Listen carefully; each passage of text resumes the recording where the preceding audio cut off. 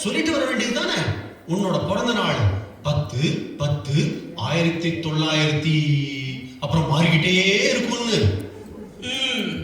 சும்மா இங்க உட்கார்ந்து இருக்காம இந்த போனஸ் பணம் 50,000 போய் பேங்க்ல டெபாசிட் பண்ணுங்க.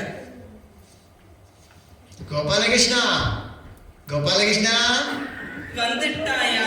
வந்துட்டான். கரெக்டா பணம் இருக்குன்னா கழுகுக்கு மூக்குல வேர்க்கிற மாதிரி வந்துட்டாரு. வாடா பாலகிருஷ்ணா. நல்ல ஃப்ரெண்ட்ஸுப்பா. பாலகிருஷ்ணன் கோபாலகிருஷ்ணன் 2 பேருக்கும் வேற வேலையே கிடையாது. எப்ப பார்த்தாலும் ஒண்ணு கூடி ஊர் வம்பு பேச வேண்டியதே வேலையா போச்சு. நான் என் வேலையை பார்க்க உள்ள போறேன். ஏய், எப்படிடா இருக்க கோபாலகிருஷ்ணா? உன்னை பத்தி தாண்டா பெருமையா பேசிட்டு இருந்தேன். இன்னும் கொஞ்சம் லேட்டா வந்திருந்த பிச்சைக்கார லெவலுக்கு போயிருப்ப.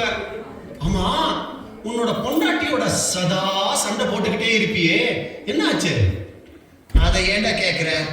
ஆஸ் யூஷுவல் சண்டை போட்டுட்டு அவ அம்மா வீட்டுக்கு போயிட்டான். லாஸ்ட் டைம் சொன்னேனே, அடி உதவுறா மாதிரி அண்ணன் தம்பி உதவ மாட்டான்னு. ட்ரை பண்ணியா? நீ வேற, நீ சொன்னேன்னு ஒரே அடி பலார்னு செவில அவளா போச்சு. என்ன சொல்ற? அப்படியா போட்டு அடிக்கிறது? அட நீ வேற, அவ விட்ட அடியில எனக்கு தான் ஒரு காது சுத்தமா கேட்காம போச்சு. நீ ஒரு பண்ணு. அவ சண்டை போட்டுட்டு அவங்க அம்மா வீட்டுக்கு போனான்னா நேரா அவங்க அம்மா வீட்டுக்கு போ. அவங்க அம்மாவை சமாதானம் படுத்திட்டு வந்துடு. அட அதுவும் பண்ணி பார்த்துட்டேன். நேரா அவங்க அம்மா வீட்டுக்கு போனேன். அவங்க அம்மா அவங்க அப்பா கிட்ட கோச்சிண்டு அவங்களோட அம்மா வீட்டுக்கு போயிட்டாங்க. ஐயோ, அட அவங்க அம்மா, ஐயோ, போதும் போதும். இப்படியே போயிட்டு இருந்தா கடைசியில யாராவது ஒருத்தர் வள்ளுவர் வாசுகி வீட்டுல தான் போயிருப்பாங்க. இது என்ன அவங்க பரம்பரை வியாதியா என்ன? சரி, கேட்கலாம்னு நினைச்சேன். ஐயோ எச்ச பண்ணிட்டேன். அதுடா, இப்போ என்ன பிரச்சனை? என்ன சண்டை இங்க வந்திருக்க? வீட்டுக்காரனோட தான் ஆஸ் யூஷுவல். வீட்டுக்காரனோடவா? அப்படி என்ன அவனோட சண்டை?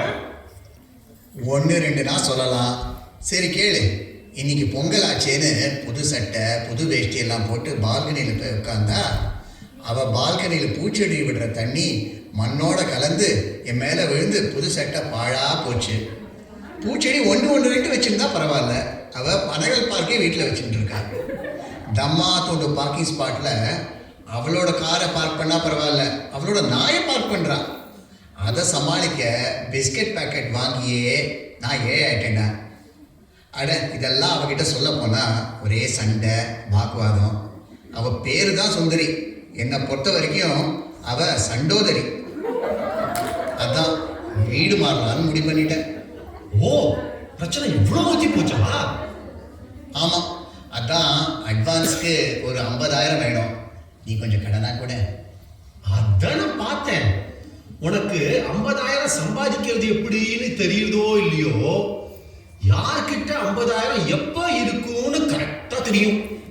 சரி, போன வாரம் ஒரு 10,000 என்கிட்ட வாங்கி போனியே, என்ன ஆச்சு? அதை ஏன்டா கேட்குற? சும்மா தெரிஞ்சுக்கலாம் தான். அடா அது இல்லைடா, அந்த பணத்தை நம்பி ஒரு புரோக்கர் கிட்ட கொடுத்தேன். சரியான ஃப்ராடு பையன். மயிலாப்பூர் சென்ட்ரலில் வீடு பார்த்து தரேன்னு சொன்னான்.